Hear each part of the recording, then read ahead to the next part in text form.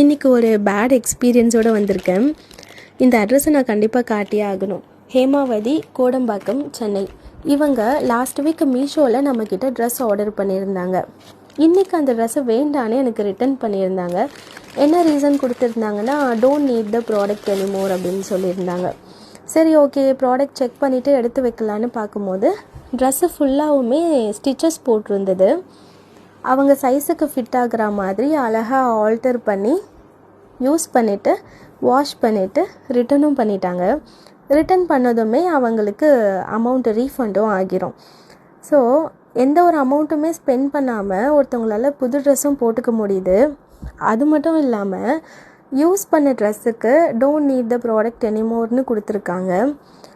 ஒரு ட்ரெஸ்ஸை ஒரு டைம் தான் யூஸ் பண்ணுவாங்க போல இருக்குது.